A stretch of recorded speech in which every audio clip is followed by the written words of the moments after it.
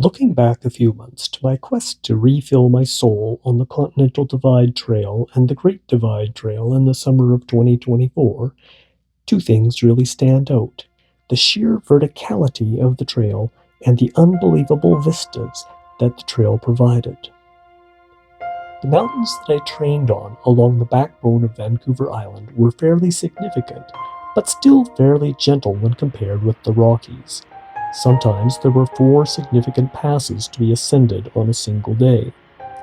While I was aware of these while training for the trail, it's virtually impossible to understand the physical toll that the trail will take on you over hundreds of kilometers when you are summiting several times per day, every day of the week. The sheer physical exhaustion helps you appreciate the scenery even more. After all, you earned this. When you are in a place of beauty that is beyond human comprehension and your memory cannot store all of the sights, sounds, smells, and textures, well, maybe that's what nirvana is. We cram what we can into the specimen jars that our technology provides. The video, audio, time-lapse images, but it's still only a small part of what's out there. The smell of the flowers, the feeling of putting on wet socks for the 3rd day in a row, a truly mediocre backpacking meal that just tastes so good, and the softness and warmth of a good sleeping bag after a long day braving the elements. These are things that can't be conveyed. It's a cliche, but you really just need to be there to experience it all. I'm really happy that I chose to start my trip on the CDT in Glacier National Park before starting on the Great Divide Trail. This was in equal measures humbling and amazing.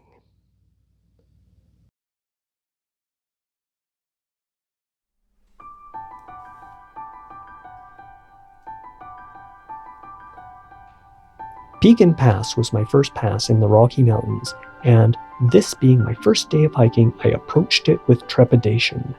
At 2,233 meters, this was higher than any mountain I had ever climbed on Vancouver Island. In fact, it's higher than any mountain on Vancouver Island. Sure, you are starting at a higher elevation, but the oxygen is still thinner, and that's what's important when you've been living at sea level for the past 30 years. The weather had been poor on the days before I tried this, but fortunately the snowline was a few hundred meters above the pass, which made for some great pictures.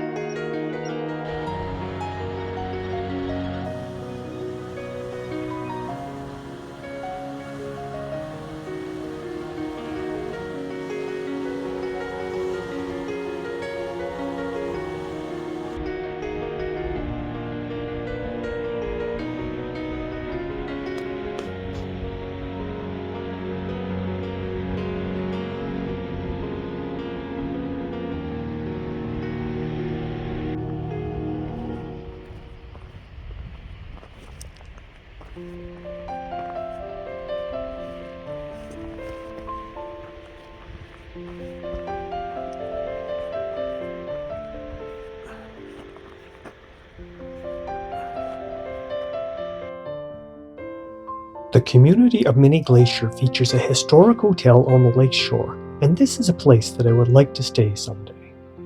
On a calm day, Swift Current Lake reflects the surrounding mountains and glaciers perfectly, allowing for views of Grinnell Glacier down the lake.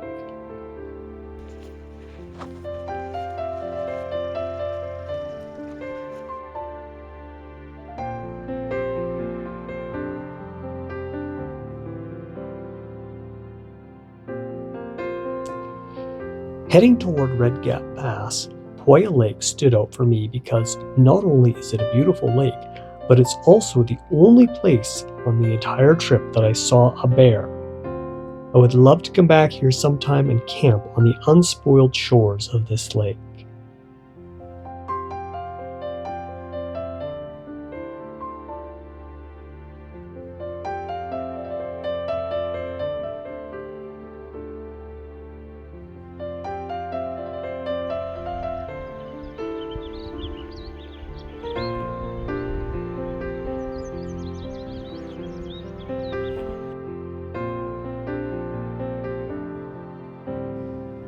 After coming through the valley from Poya Lake and climbing switchbacks for hours, I emerged into the Alpine. Looking back to from where I had come, treeless mountains were shaded green, brown, and red, as if someone had painted them with a giant airbrush. Eventually, I found myself surrounded by red argillite, which is what gives this pass its name. In places, there were blocks of sandstone with ripples from an ancient seabed that had been frozen in place for eternity millions of years ago. The pass was gentle, a perfect saddle between two peaks.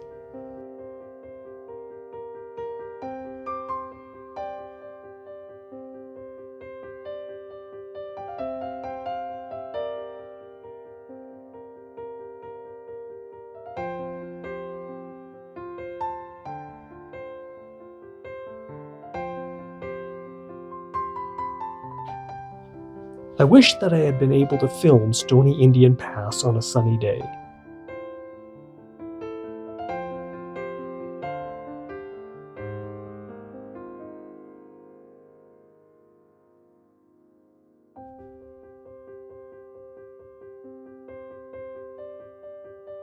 Two magnificent waterfalls cascade down into a cirque and then combine to form the Mokowanas River. I had to ford each stream separately, maybe 100 meters above the waterfalls. One slip and it could be the end.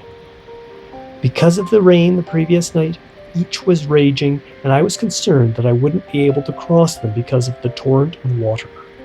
Maybe this is why the park ranger at St. Mary had highlighted this route as not recommended. Between the streams was a lingering snow patch, but it seemed silly to switch back and forth between shoes and sandals, so I just left the sandals on as I crossed the snow. +1 for machismo.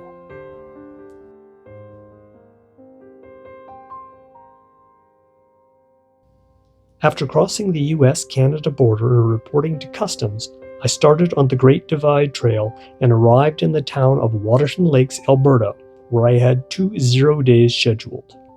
Laundry, internet, supplies, food, and good coffee were all on the agenda.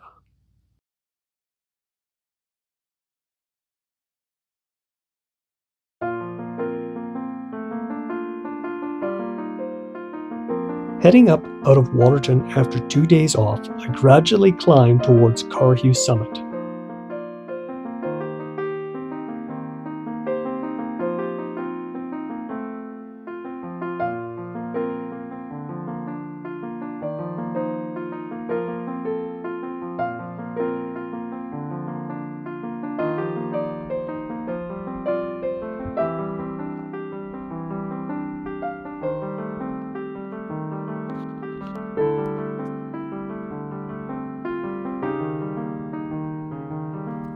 The trail itself follows a shoulder on the side of a mountain that crosses a knife-back ridge leading out to a promontory. I followed the ridge just to say that I had. It was a little hairy, but I managed and was rewarded with amazing views of the surrounding mountains and Cameron Lake far below. If I could manage that ridge, I could probably handle everything the trail threw at me.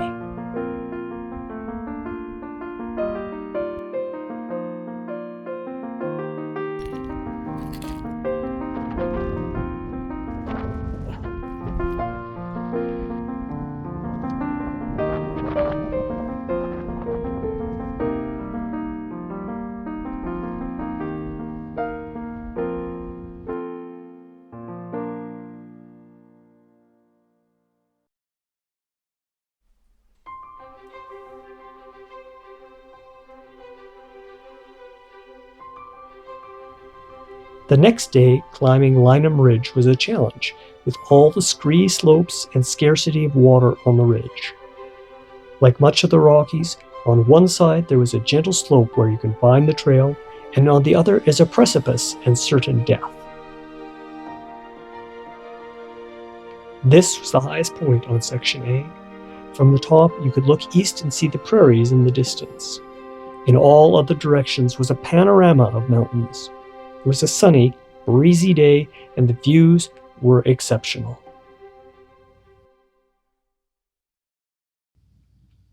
I was really happy to arrive at Lone Lake later that day. Here was a beautiful, clear lake at the foot of Festubert Mountain. It was a bit cool, but otherwise perfect for a swim to clean up after a long, sweaty day. The next morning, the lake was perfectly calm and reflected the mountain just to the south, giving me the thumbnail image for my Field Notes video on Section A.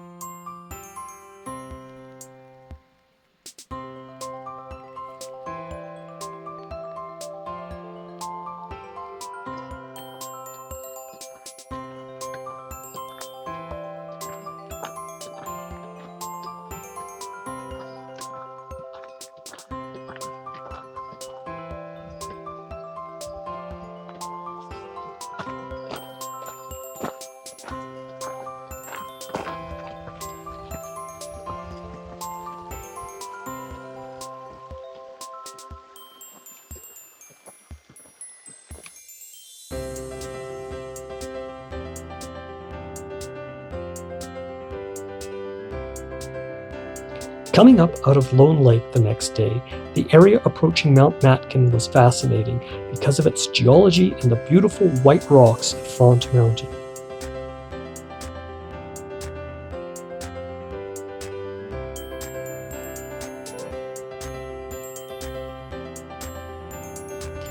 Much of the area is in the high alpine, and the frequent freeze-thaw cycles break up the rock, leading to some amazing rock formations, which reflected the warm afternoon sun.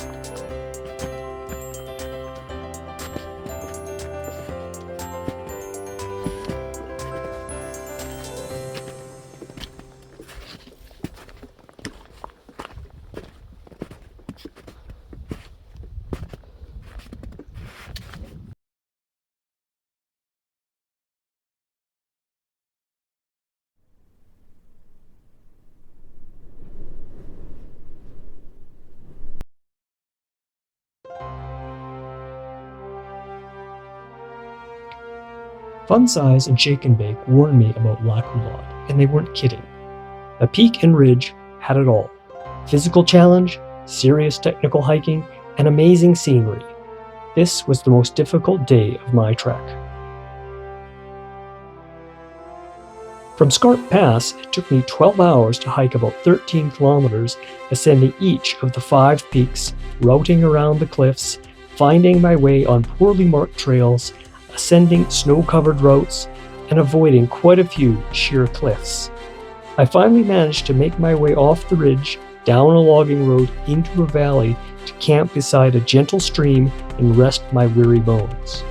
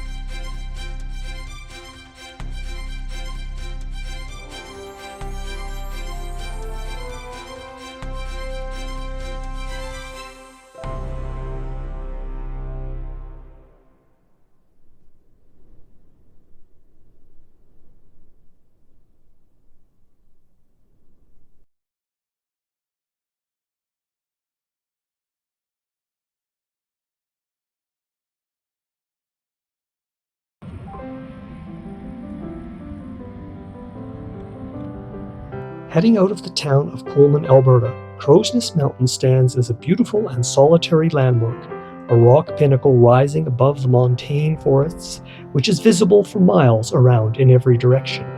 My favorite part? I didn't have to climb it.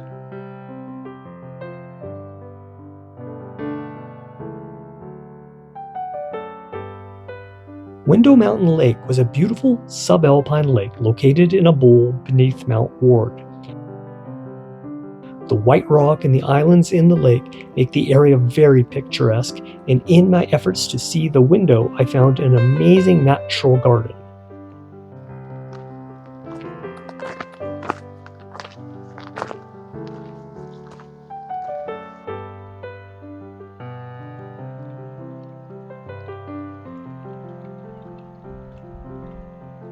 It was windy and cool that evening, the willy-waws pushing the waves that lapped the shore. Still, the last of the day's rays hitting the snowfields above the lake had a magical warming effect, closing out a perfect day.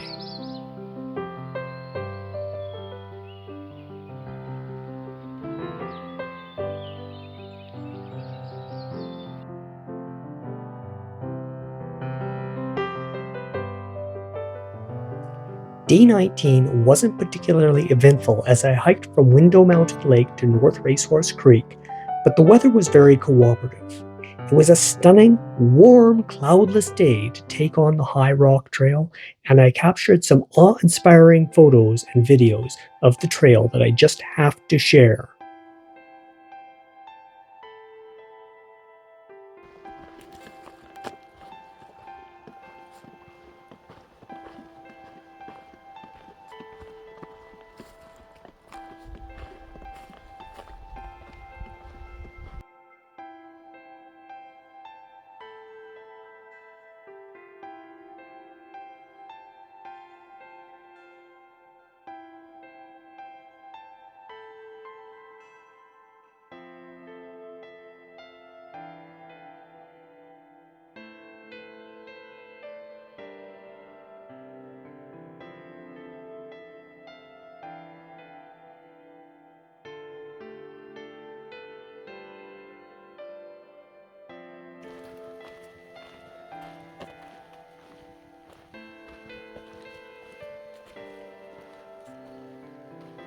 Wow.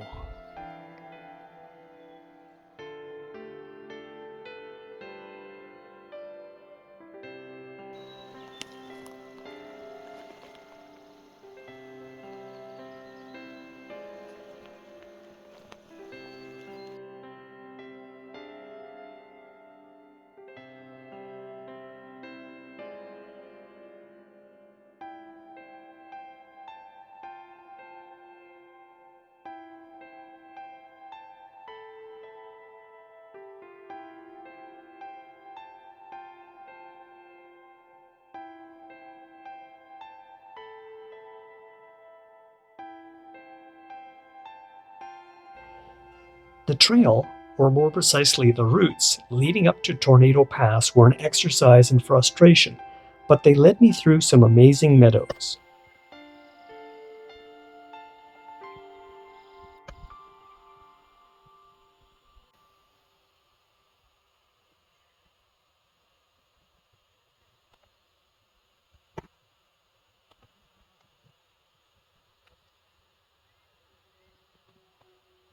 The actual route to the pass was hard to find, and toward the top it became a series of switchbacks over difficult scree.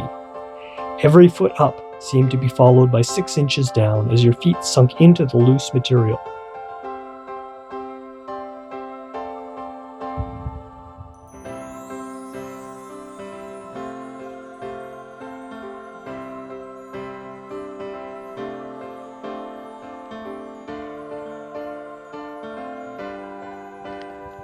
I had heard from fellow campers that mountain sheep had been seen at the summit the day previous, so I spent some time being quiet and keeping my eyes open at the summit.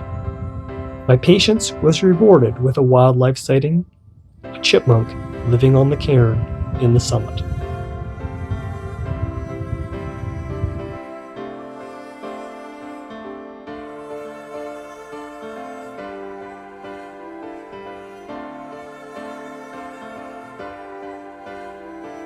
top of Fording River Pass was particularly memorable because of the fossils of shells and corals found there. It was a beautiful sunny day, and I wish I had the time to camp at the top and explore there a little bit more.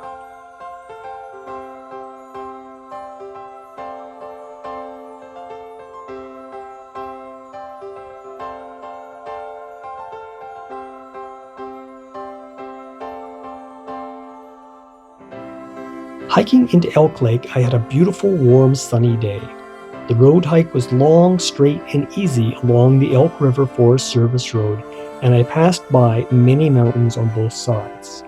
In front of me, Mount Fox dominated the view as I approached Elk Lake. The campsite at the lake was quite nice, but I decided that cresting the low pass to the east of Mount Fox was easy, and I made my way across the border into Kananaskis Provincial Park in 3 consecutive 0 days.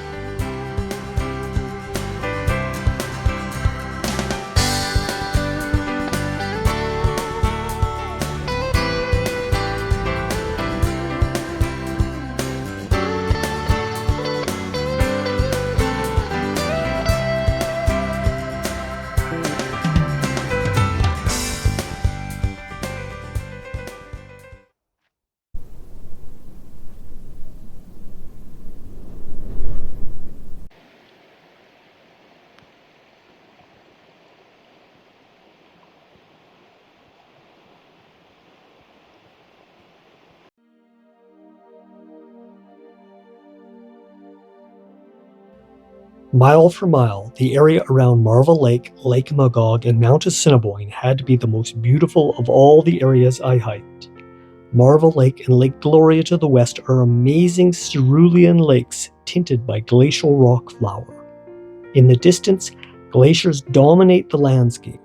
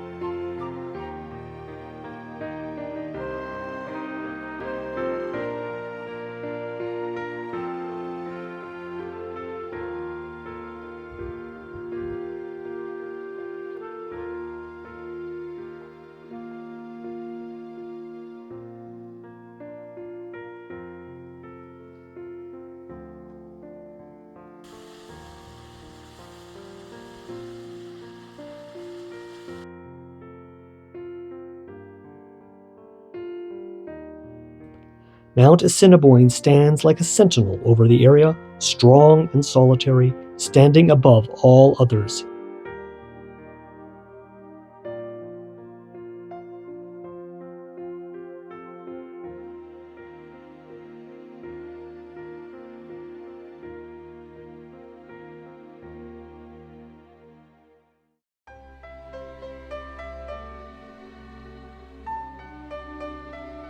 Citadel Pass had this amazing rock formation that looked like a 17th century castle sitting just above and to the west of the pass.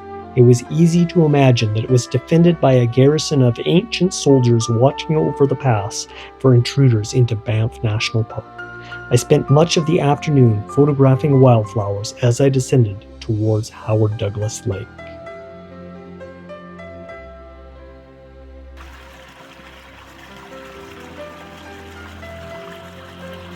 Whistling Pass was this amazing rugged area in the high alpine.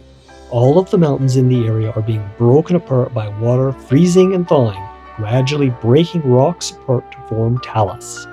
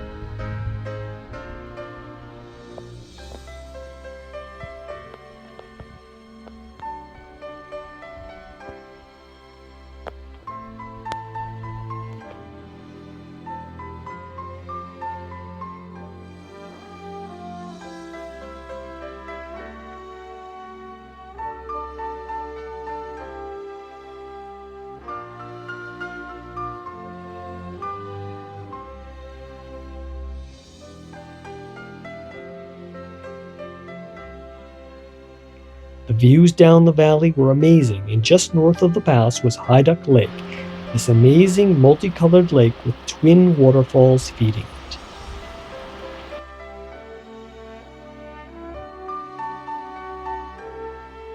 The clarity of the water and its turquoise and green color when the sun shone into it were mesmerizing.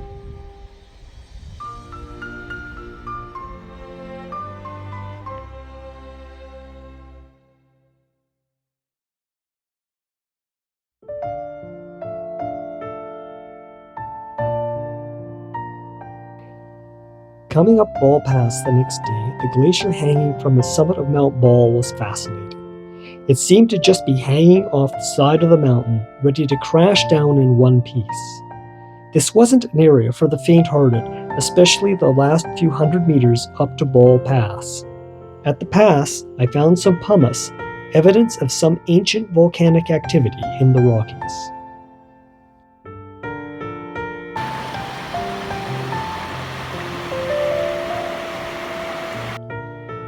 On a beautiful sunny day, Flow Lake should have been an amazing sight, with its turquoise waters offset by the blue of the glacier and the white of the surrounding snowfield opposite the campground. However, the whole area was shrouded in smoke while I was there, so the lake wasn't at its best.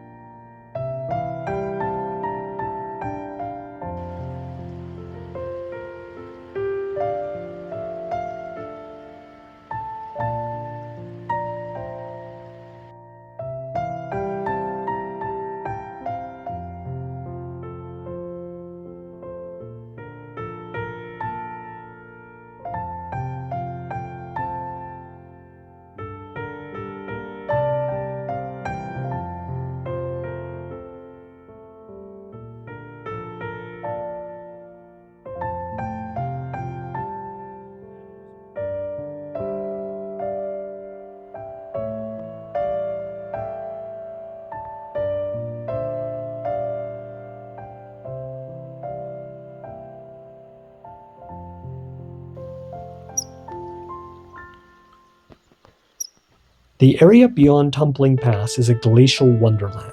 Much of the view is obscured by a large lateral moraine right beside the trail, but if you make the effort to scramble up the moraine, you are rewarded by an amazing view of 3 distinct glaciers and a glacial lake.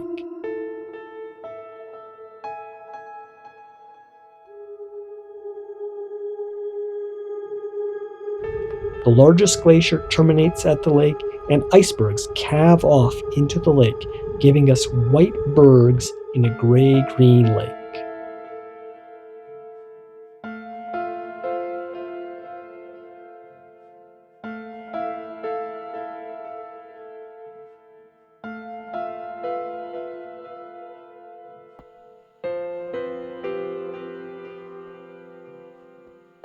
The rock wall is a stunning sheer wall of sedimentary rock 660 meters high, anchored by Rockwall Peak, that shields a large glacier at its base from the warming rays of the sun.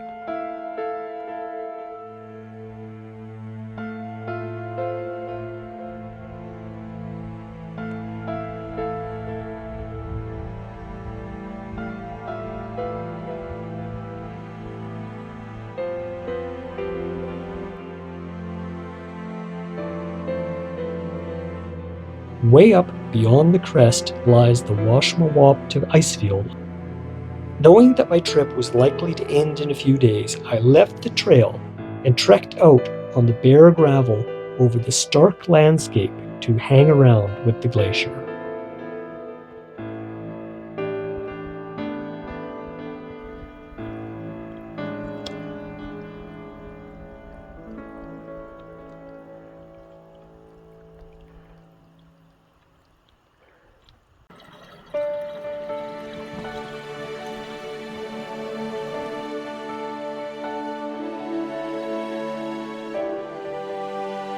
It was an amazing, life-changing trip that changed the way I see the world.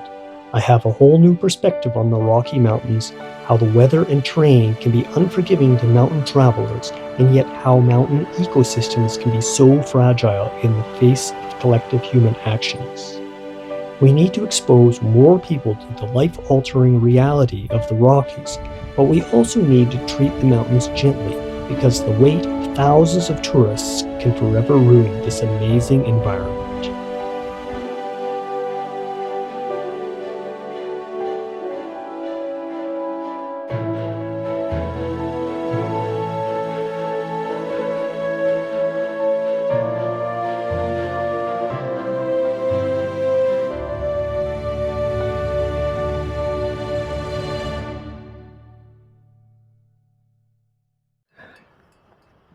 Cut it out! You are a big beast.